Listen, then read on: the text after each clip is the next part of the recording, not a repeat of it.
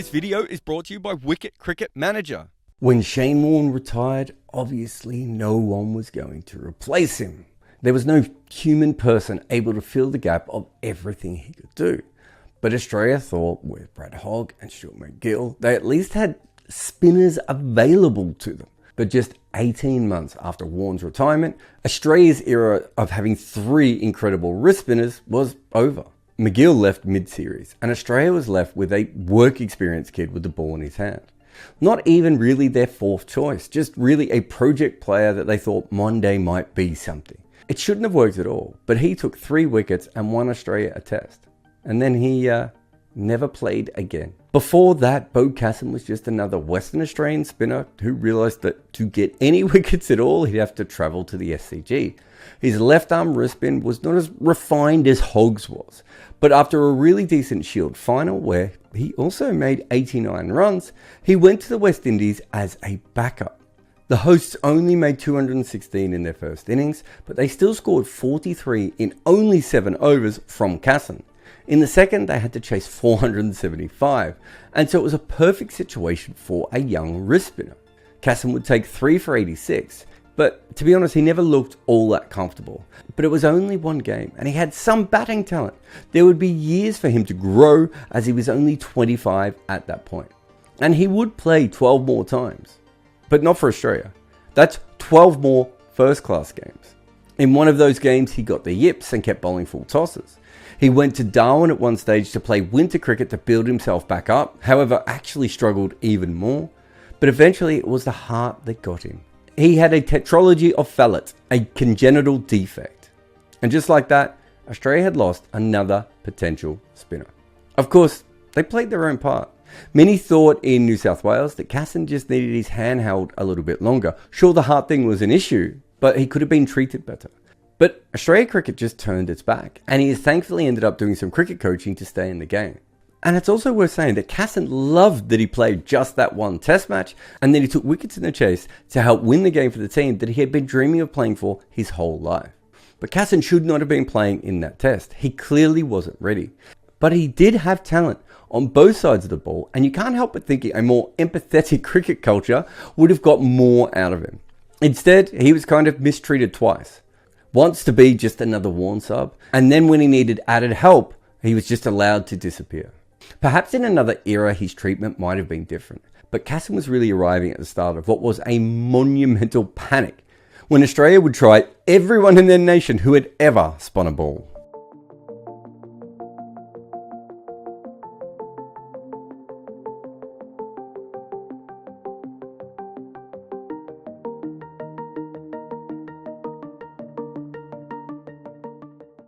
We need to talk about the Cullens here. Dan Cullen and Cullen Bailey. 2 young spinners who Australia had high hopes for. Plucked from nowhere, well, Adelaide, so basically nowhere, to be spin saviours despite not really that much success at the first class level. There was something kind of eerie about both of them being young spinners from South Australia with mirror image names, despite the fact that neither of them really had all that much experience. Dan Cullen had played one test in Bangladesh, where he only bowled 14 overs and he played alongside Warne and MacGill. He had this kind of air of an old school Western off spinner about him, bowling wide of the stumps, lovely drift and turn. But he was quite slow through the air, but there was clearly talent with him. His Cricket Australia contract was given to him at the age of 21, and at the age of 25, he played his last first class game. The real shame about Dan Cullen was that when he was 20, he had a great Shield season, 43 wickets at 30. At the very least, you would have assumed that he would have gone on from that to have a top first class career. But he wasn't particularly well coached, and he got into his own head trying way too many things. In his last Shield season, he took 10 wickets at 77. He was only 24 at that stage, and he lost his contract the following season and was, well, lost to cricket. He's still not even 40 yet, and yet he hasn't played for a decade and a half.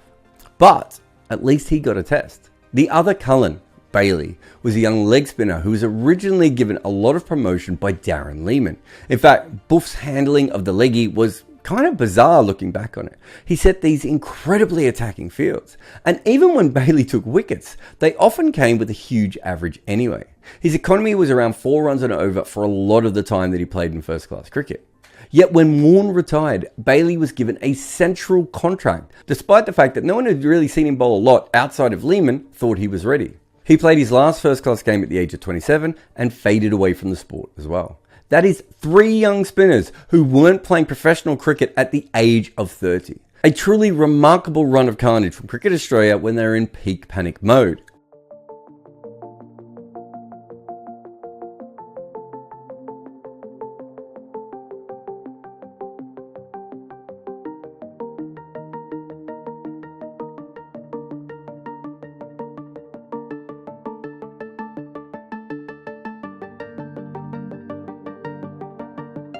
But Warne's career affected everyone, regardless of talent, skill, or age. Tim May's career started before Warne, and if you saw him bowl, he was beautiful, and you would have thought he'd end up with an incredible record. The drift and turn was massive, but somehow, even in first-class cricket, he still ended up with quite a high average. But as someone who spun the ball a long way, and most crucially, in the other direction to Shane Warne, he was a very handy bowler to pair with him. But May was also very smart and very aware of what his role was. Eventually, as he started to age out, Australia looked for other players, and Tim May had a pretty small impact on Test cricket with the ball. But his legacy on the sport is massive. He reignited the player union and was a big reason why the Australian and then eventually many other cricket boards started looking after their players. The reason why there is an international player union at the moment is largely down to May's efforts. And of all the spinners mentioned here, outside of Warne, none had a bigger impact on cricket than Tim May did. All modern professional cricketers still owe Tim May massively. But if he struggled to take wickets, then the opposite was true of Warne's next off-spinner.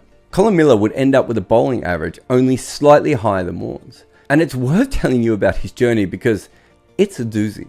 Miller was a pretty ordinary first-class bowler who struggled to get regular games for his home state of Victoria. He eventually made his way to Tasmania, where he turned himself into a very handy seamer for them. But a decade into his career, he was just a medium-fast canny seamer and absolutely nothing else. And then one day he was playing club cricket with an injury, and so he bowled off-spin. And he didn't really know how to do it, but he was a baseball pitcher, so he had a curveball. So he basically just used that grip and bowled fast off-spin. The first full year of bowling seam up front and then stopping and changing to his off-spin, Miller broke the 60-year-old record of Chuck Fleetwood Smith for the most wickets in a Shield season. He was basically 2 bowlers in 1. His first test was against Pakistan and he took the wicket of Salim Malik bowling seam. Then he bowled spin for most of the rest of the match. And this was nothing like Tim May's traditional off-spin. This was way faster than most of the spinners of his era. And it completely worked even at test level. Not only did Miller have a good average and the weirdest coloured hair, for the 2000 and 2001 season, he was Australia's Test Player of the Year. And if you're thinking, well, that's an interesting year, what else happened at that stage? Well, that's when Australia was in the middle of breaking the world record for the most consecutive Test wins. That team had in it not only Shane Warne, but Glenn McGrath, Adam Gilchrist, Matthew Hayden, 2 Wars, Jason Gillespie, and Ricky Ponting. And the bloke who won the award had started bowling off-spin 3 years earlier. But if you think all that story is incredible, how about this? Because he was bowling so well, he no longer needed to play in Tasmania, so he moved back to Victoria. But unfortunately for him, as he got back to Victoria, they started rebuilding and they dropped him. And Australia just moved on. Why would you give up on that level of talent so soon after actually finding it? And the answer is obvious, because Australia had Warne, but also because they just kept finding heaps of talent everywhere they looked. They were completely reckless with how they treated quality players at that point. And instead of keeping Miller around until he basically couldn't take test wickets anymore, he was just out of work. And years later, when Shane Warne would become a poker star, he would bump into Colin Miller when he was working in Las Vegas, which is where Miller still works today. And if none of that story makes any sense, I would love to tell you that it made more at the time, but it absolutely did not. But Miller's tale is actually normal compared with another older bowler. During Warne's career, the one thing that you heard the most was that he was going to inspire kids to take up leg spin. And in Melbourne, where I grew up, that was certainly the case. They were everywhere. But the truth is that Warne was a rare physical freak. And also, he had this incredible mentality about him. Replicating him would be very much like trying to find another Bradman, Tomo, or Murali. Some players are just one of one. So 2 years after Warne retired, the person who replaced him was born 2 years, 6 months and 9 days after Warne. The children of Shane Warne never grew up to be him, but a bloke born down the road in his era somehow did manage to replicate him for a little while.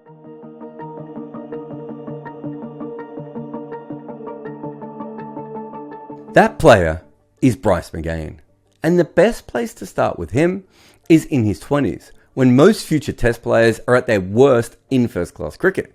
Bryce McGain was playing club cricket, but not even in his club's first 11.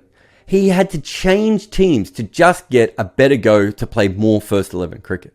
And at the time he was working in IT for a bank, he just had a broken marriage and was sharing custody of his son. He was heading pretty fast towards the second phase of his life. And at a point where most non-professional cricketers are giving up their amateur cricket dreams, he tried harder. While sitting on his couch, he wasn't getting drunk. He was watching the games intently in case he would miss a close-up or something else special that he could use. He attended camps and clinics. He was all in. And at the age of 29 and 10 months, Bryce McGain played a first-class match for Victoria. Colin Miller was off playing for Australia and Cameron White was still not a regular for them. So McGain was in. And it is worth saying that just him getting this first-class game at that age is a miracle in itself. If this is where Bryce McGain's career had finished, it still would have been a massive win for everything he put himself through. Because people like him, who is realistically just one of us, are not supposed to be making their late career debuts in first class level when they're about to turn 30. And in those games, they're certainly not supposed to dismiss Michael Clarke either. But the magic story doesn't really happen for McGain after that. Over the next 5 years, he plays that many games. And so at the end of the 06-07 season, he is a 35-year-old leg spinner with 5 first-class games to his name. But because he's continued to improve and Victoria hasn't found a better leg spinner, McGain comes back the next year and he takes the 4th most wickets in the Sheffield Shield. When he did this, no spinner not named McGill had done anything like this since Colin Miller. And so even though his average was only 34, it meant that he, along with Beau Casson, had suddenly leapt into contention for the open Australian spot. So just to recap, he was a club spinner in his 20s and a test hopeful at 36. It's the dream that like all of us have had. The difference is that we don't truly believe, we don't hang in, and we don't continue to improve, and we all end up just moving on. And maybe most of us just aren't good enough. But it doesn't really matter because none of us stick around long enough or try hard enough to ever find out. But when all McGain needs is a good Shield final to get a trip to the West Indies, he has a problem. He opens up a callus on his spinning finger, a little bit like Mo and Ali. But unlike the experienced professional bowler, he doesn't know how to deal with it. So he goes for a swim in the ocean and the salt water actually makes it worse. So when the Shield final starts, Beau Casson out-bowls him and McGain looks completely toothless and he misses out on the tour, and of course with McGill retiring, he missed out on his first test. Then Australia is touring India and McGain gets picked ahead of Casson. All he has to do at this point is stay fit and he will make his debut. There was only one problem. McGain had actually already gone over to India earlier and played with Australia A. He did pretty well, he took some nice wickets and he also controlled his end. However, he also picked up a shoulder injury. Again, you have to remember that McGain has, until the last 12 months of his life, never been a professional cricketer bowling the kinds of workloads that spinners usually do. He had a fit IT worker's body. He didn't have to worry about all that extra strain of being a professional cricketer. And sadly for him, that shoulder did not come back. Not just for the Indian tour, but it actually didn't heal for quite some time. In that period, Australia rotated through 5 other spinners while McGain tried to get his shoulder back fit. He missed the entire India tour, home test versus New Zealand and South Africa. And the real race for him now was to get him fit enough to go and tour South Africa. 4 months of rehab meant he essentially had 1 game to prove his fitness, and so he would play against South Australia. The first innings he got a lot of tap, and so it looked like he was going to miss out once again. But in the chase, South Australia had less than a day to make 300 runs, so they went very hard, and McGain took 5 wickets. He was back, baby, on his way to South Africa. Except he wasn't.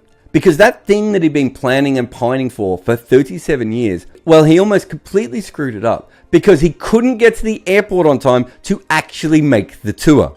But Cricket Australia let him go anyway, and he got to play his first game for Australia, which was a tour match against the South African Board 11. And they hammered him. They sensed that he couldn't do much to bowl quicker once you attacked him. They had heard about the shoulder and they went for him. And Australia was so spooked that they didn't pick him for the first or second test of that tour. They just let Marcus North be their main spinner. But for the third test, that fell apart because North got very ill. And so they were left with two options. Nathan Horrocks, who they didn't really believe in, or Bryce McGain, who they also didn't. But they had to pick one of them. They went with McGain. And at the age of 36, and far closer to 37, Bryce McGain made his debut for Australia in a test match. It was a dream come true for a man who never stopped believing. It was one of us playing test cricket for his country. And it was seen as a joke by many, but even the cynics had to marvel at how this office worker had made it into the baggy green in a professional era. And then when he bowled in the test, it was one of the most brutal takedowns of any debutant in history. South Africa were told by their A players that his shoulder still wasn't right, and they went for him. McGain went for 149 runs in 18 overs. He did not take a wicket. Bowlers have gone for more runs in their debut, but usually from a lot more overs. McGain took no wickets at 8.2 runs per over. It is still the most expensive 15 over spell in Test cricket history. And it is the only one at more than 8 runs and over. And there have only been 6 in total that have gone over 7 runs and over, and 2 of them recently in baseball. But it wasn't just the what, it was also the who. Ashwell Prince had a career strike rate of 43, and he smashed McGain at 2.5 runs per ball. Jarrod Skellis was obviously a great, but we all know he was a bit of a grinder. And his normal 46 strike rate was pumped up to 125 when facing McGain. Only in AB de Villiers, who scored 35 off 22, did McGain actually get smashed around by someone who was known for doing that. The pressure that they put on McGain completely broke him. Eventually, he was just bowling half trackers, full tosses, and filth down the leg side. In this one spell, he bowled more bad balls than I saw in his entire 07-08 season, and I was at most of his home games. He was a man who spent his entire childhood and his entire adulthood dreaming and daydreaming about this very moment. And the entire thing was smashed to pieces in front of him again and again and again and again. After his first bad day, AB de Villiers actually said he was heartbroken for Bryce McGain. This is not a thing that normally happens in Test cricket. And this would have killed many people. To spend your entire life to get to that one dream, only to have yourself end up as the punchline for a bunch of people who gave up well before you ever did. That is just so hard to take. But I asked McGain about it right after this test match, and he was upbeat. He said he believed he could still make a comeback, though obviously he knew it was going to be quite tough. And McGain never played another test. Even with the backing of Warne, Australia wasn't going to go back to him. But even the worst beating in Test cricket history did not break him. And that is how you make your debut at 36 with little more than a work ethic and self-belief. It may sound harsh, but I don't mean this in a negative way. Bryce McGain is cricket's greatest failure.